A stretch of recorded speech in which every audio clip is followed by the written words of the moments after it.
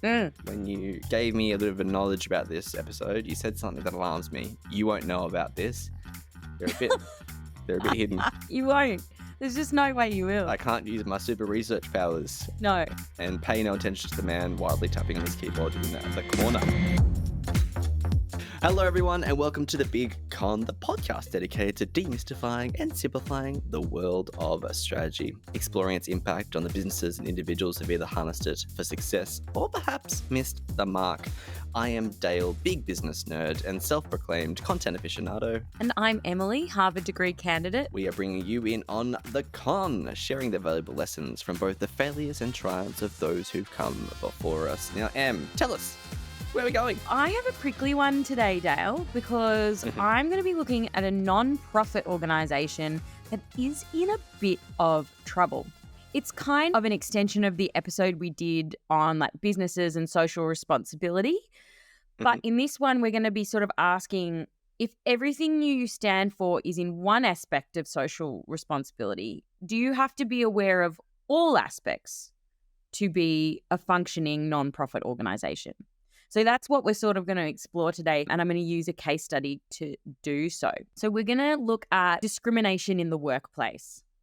So, it's not only illegal, it's illegal in the US, which is where this particular nonprofit organisation is situated. It's also illegal here in many other countries around the world. But you'd also hope that it goes against everything that especially the non-profit sector stands for. So while you want every business to be doing it, you kind of have a higher expectation for the non-profit sector, probably in this type of regard. When you want to achieve a mission of social justice, there is an assumption that an organisation would ensure it's socially just in all aspects. And while many nonprofits are focused in on a mission and achieving those goals, they're not necessarily paying attention across the board, is what I'm discovering. But if you do just black out all those other options, do you undermine the main goal? Which I think is an interesting question. To speak in actuals, let's pretend we've got this company who is really focused on recycling, for instance. Yeah. And so they always have good environmental XYZ. Yeah. The assumption would be that they're generally a good company and they're not also maybe dumping all the recycling on a third world country. Yeah, or even damaging someone else's life. Or even an example that I was thinking of, even different to that. So recycling's their main gambit, right? So if you've got a cancer research facility, they might be held to account around the results that they find and how they like to contribute to cancer curing discoveries and the like. So you might think, wow, they're really great at contributing. But then you go, but what about how it treats its staff who are doing the research? Don't they also deserve to show up to a safe workplace, both psychologically and physically? So if they're being held to account on the cancer research and they're going great guns on that, but underneath they're doing something else that seems a bit dodgy. People full of bullies and micromanagers, et cetera, et cetera. Yeah, cool. Yeah, so I'm on board. Like, can we define them as a success if they're not being socially just? Understand.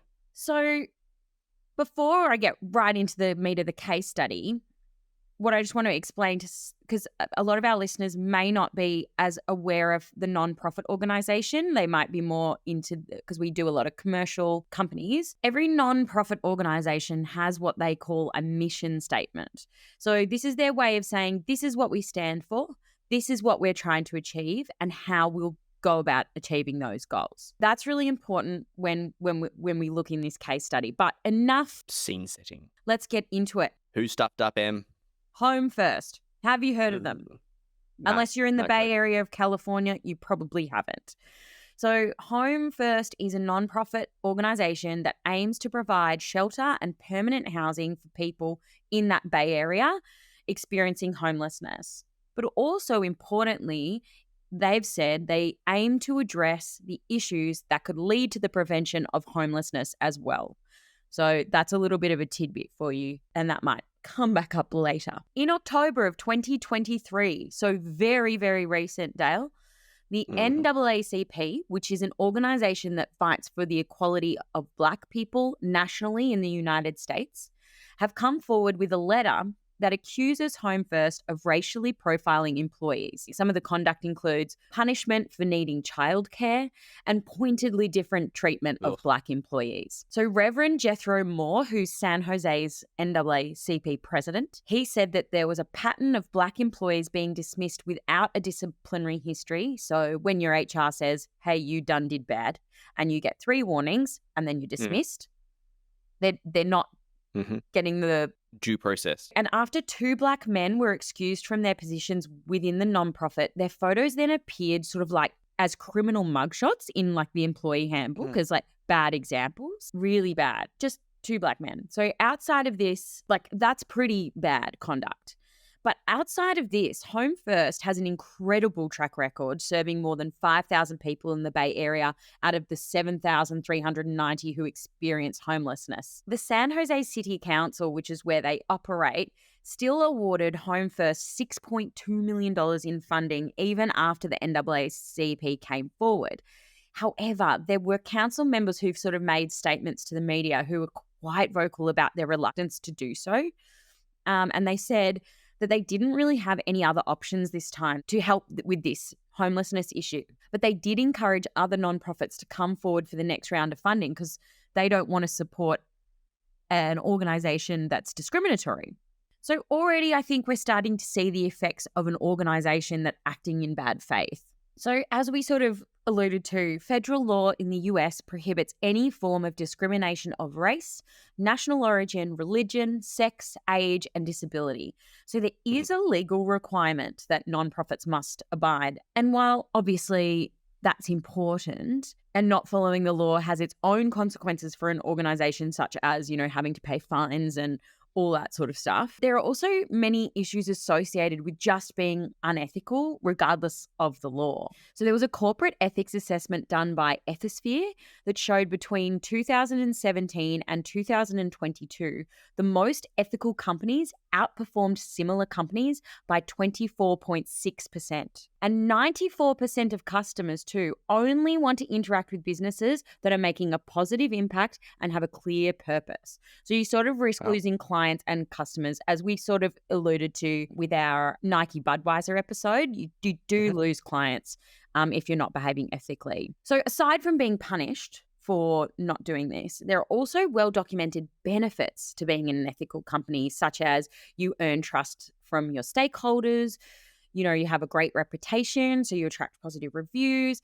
And by fostering an ethical culture, you increase the likelihood that your staff will also adopt that ethical behavior and it will spread out across the board. If we go back to the question that we're sort of asking, if Home First is contributing to social justice, they're helping a lot of homeless people, do they need to be ethical across the board? And look, as a little teaser, I would argue yes, just by looking at their funding structures. So they gain funding through cash gifts, partnering with other companies, legacy giving, and they require a lot of volunteers to supplement their income. And one major source of cash gifts is that the council, which is already put offside, but they're also likely to lose partnerships. Like people aren't going to want to partner with an organization that has discrimination record. And, a significant number of volunteers may drop away, but also they may not be able to attract talented staff just because of the negative reputation for their treatment of their Black staff members. And there are heaps of women and people of color in the workforce at the moment that are leaving jobs or refusing to work for companies because of bias. And so this feeling of alienation is estimated, there was a report done, and it's estimated to be costing companies in the US between $450 and $550 billion per year of people leaving because they don't feel welcome. Wow. They've shown that the bias does not have to be conscious to make an impact. Everyone talks about unconscious bias all the time. It's in the zeitgeist, blah, blah, blah. But what we're actually referring to is when we're making decisions, the brain uses past information in decision making, and it relies heavily on millions of small pieces of information that it is collected and categorized, and we use that for efficiency in making decisions and operating in our life. But it doesn't discriminate, so it may use past information that may not be accurate or even appropriate in the given scenario. And so that's what we mean by unconscious bias. We're not even cognitively in the forefront of our brains understanding that. It's just boom, automated, done. In the same way I lift make my coffee in a certain way every morning, it's Yep. just based on the fact of it's built into the hardwiring of my brain, and Yep. does it taste any good? Who knows? But it's just the way I do it. Exactly. Outcome occurs. And so what we know is that the law and company policies have been enacted to limit bias for workers, but literally hardly any work has been done to address situations of unconscious bias. You still have a huge problem. And so Home First, the CEO, Renee Ramirez, insists that there's been no discrimination at Home First. And maybe consciously there hasn't been. But it doesn't actually matter because the damage has been done. There are members of their community who feel like they've been discriminated against. And the other thing is that these days, people aren't actually even wanting to just not be discriminated against. There is a higher level of expectation, and that is not just tolerance, but inclusion. And so inclusion means that a worker feels empowered to participate in the workplace whilst not being asked to assimilate. I think that's a really important point because if you aren't allowed to be yourself in the workplace and have to convert to the culture of the domineering culture in the workplace, then it's not really inclusion, is it? Because you're not able to bring your own sense of self to the workplace, and that doesn't feel respected. And so there's another report that shows that even if opinions on diversity in the workplace are mostly positive within an organization, feelings around inclusion are generally far, far worse. So they're not the same. So the same survey will show these issues as being separate. And so while there are increasingly more people of color participating in senior leadership across all industries, the overwhelming number are still white. It provides this, you have to assimilate if you want to work within our means, which is not proper inclusion. Studies also show that behavior exhibited by inclusive leaders, such as encouraging divergent viewpoints, listening to all viewpoints, and ensuring justice and equity, can lead to psychological safety, work engagement, well-being, but also creativity, innovation, and work unit performance. So these are really highly motivating as an argument for inclusive workspaces. And Home First, their leadership team, it's gender diverse and also not entirely white. It is lacking in Black representation. So clearly they have a group of staff members that don't feel included. Their reputation is a bit shot. They obviously probably don't have a productive work environment as they could because, they're not including. But if Home First tidies up its act in areas, maybe it can satisfy its critics and sort of regain that footing as a business. But what about their mission? Home First confronts homelessness by cultivating people's potential to get housed and stay housed. So we envision a community in which everyone has a home. Home First is a leading provider of services, shelter, and housing opportunities to the homeless and those at risk of homelessness. We are relentlessly focused on eliminating barriers to housing and creating stability for everyone we serve, which is great. And the statistics are that the number of Black or African American youth reporting homelessness is 83% higher than white youth. And while Black and African American people are only 13% of the US population, they are 40% of the people facing homelessness. Systemic racism is something that is a key contributor to Black people's disadvantage when it comes to housing. So if Home First is planning on eliminating barriers to housing, then how can it be effective in its mission if it's ignoring a group that has one of the most significant barriers to homelessness? And so not to mention one of the staff members who was dismissed was themselves in a precarious housing situation. And so they may have been a direct cause of at least one person actually facing difficulty with housing. While it doesn't seem like the discrimination piece actually has any direct impact on its mission. That's mission, yeah. There's an underlying factor, and you could argue that is the case for a lot of nonprofits. But I think I've thrown a lot of stats at you. I've thrown a lot of pieces about discrimination and inclusion. So let's take a break, and then I want to get your thoughts. I've got a few questions for you that we can sort of have a little discussion piece around it and see what we think Home First needs to do and whether tokenism is enough. I might need a longer break on this one, then. So what to think about. All right, Dale, how's your brain? How's your... My brain, I think that's interesting you mentioned that, because in the initial, when you pitched this, I was going very much from the mindset of it's a bit unfair. And so you can't, in terms of, you can't fire on all cylinders, and it's maybe unfair to expect someone to fire on all cylinders in terms of being the best and non-profit that it can be. And why do we hold these companies to a higher standard than we hold someone who is for profit, who is, for whatever reason?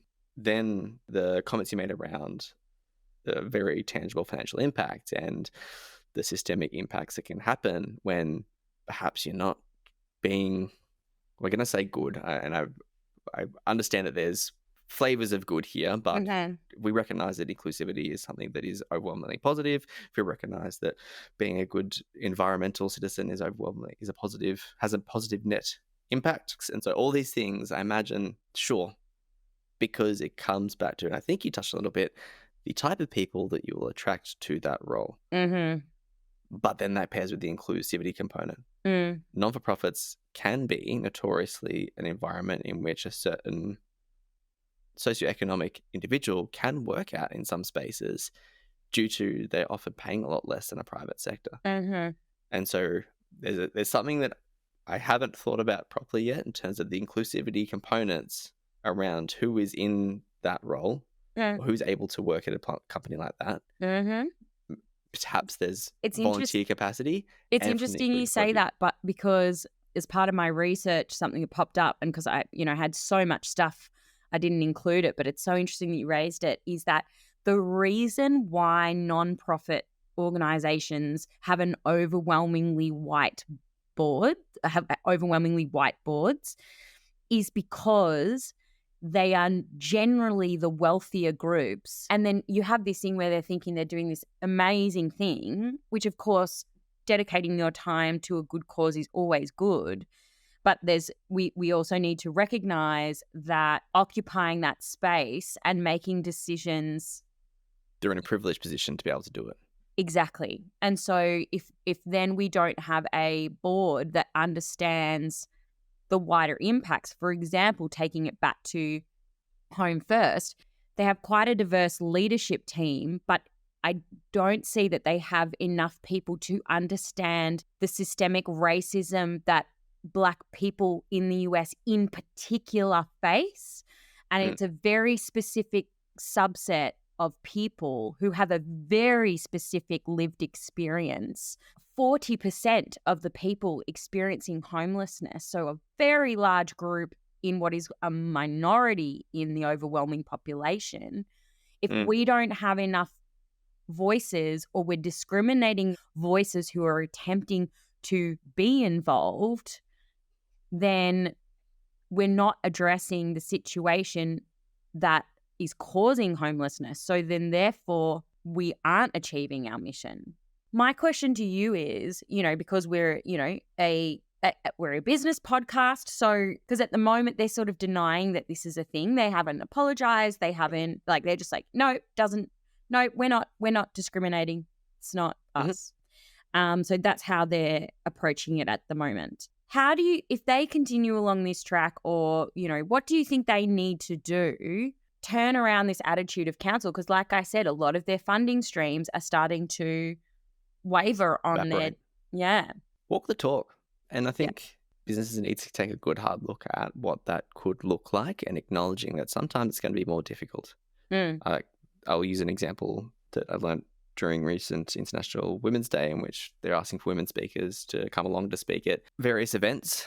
And the ask is, cool, I can do that. Are you going to pay me? Are you going to also find room for childcare? Are you going to...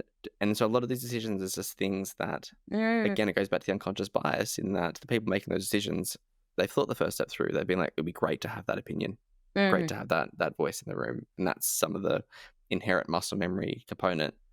But what unconscious bias means is that you need to take yourself out of that a little bit and put active effort into thinking about why you've made the decision you've made and where it may be impacting someone detrimentally based on lived experience that you don't have.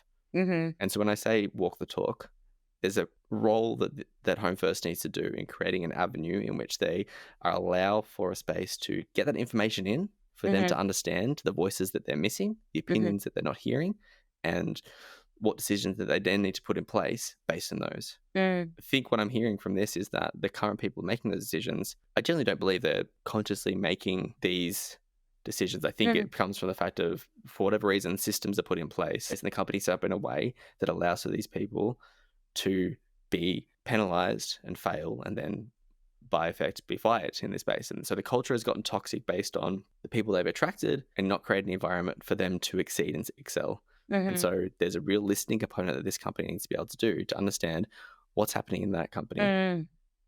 And then that pours back into that success. I'm still blown away by the $550 billion in wasted or in cost around a company that doesn't prioritize being, I'll say being good, but being ethical. I began to think that out.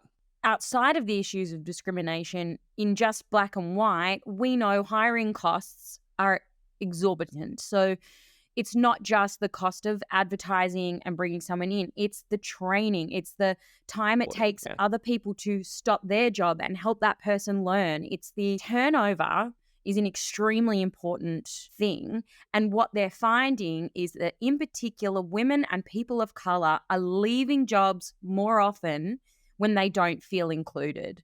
And so you've got this environment where more and more of these voices are leaving. So you're concentrating the certain voice that's in there, in effect, almost creating your own echo chamber, which is going to create, you're just doubling down on what a culture that you don't want or that the system supports. The systems you've put in place to drive that culture is the one in which it fits that environment. It's not good. With the way that we're addressing inclusion at the moment, we have the risk of tokenizing women and people of color in particular, because we go, great, let's get their voice in the room. But it's in the room, women's opinions are still not held as in higher regard as men's, because that's just how the system works. So I'm not speaking. It's a horrendous call out. I know we say that's just how the system works, but it's so disheartening to hear that. Of course, there are people giving examples of how it can be done so well and show inclusion and genuine interest in voices outside of their own selves. But unfortunately, it is quite common. And this is why I found that leadership model of inclusion very interesting, because of the assimilation piece. Because if you are asking someone to come into your office space and represent a group, but then not allow them the space to be representative of that group and be themselves as that culture or race or religion or whatever it is. Like if you don't go to drinks on a Friday night, you don't get the promotion, but your religion doesn't let you drink. So it's an unsafe environment for you. And so then you're out of the loop. If there's those kinds of things, but it's a very difficult thing to address. And I think that's the big call out from this is it's hard. Yeah. Because it starts with very much looking internally and then also going, oh no, I've got some work to do here. Because it is you're literally going against what is reflexes, biology and DNA. But for the most part, my robot brain will come in here. The numbers say it's the right thing to do. So if your mission is profit driven for whatever reason, then there's a whole bunch of data that says that that's the right thing to do in that space. Yeah. Plus, it's the right thing to do, full stop. If we go back to our case and we hone in on Home First and looking at what we do and giving them advice, I think first of all, a serious internal reflection. If you're just operating in space, it's hard to prioritize this kind of stuff too, because, BAU gets in the way and blah, blah, blah. But if you have literally been called out on your behavior, then it's probably at a level that is unacceptable.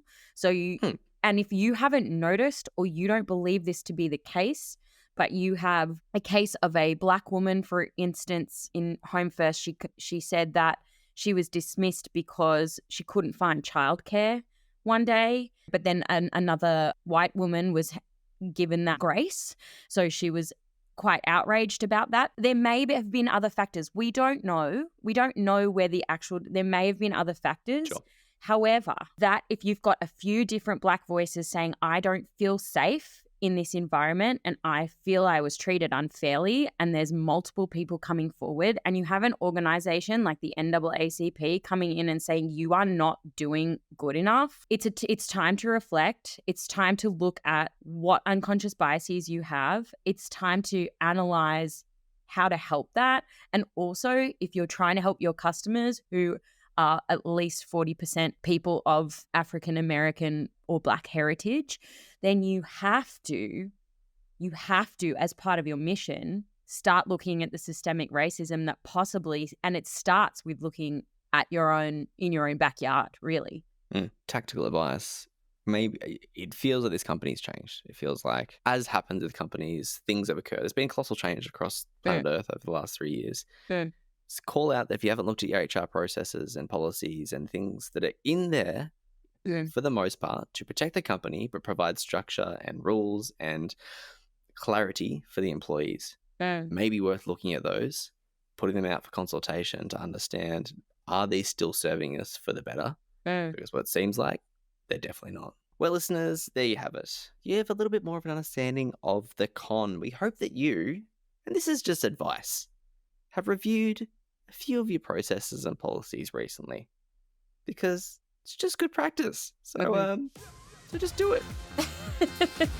Speaking of things you should do, if you haven't already, please subscribe to Big Con Podcast.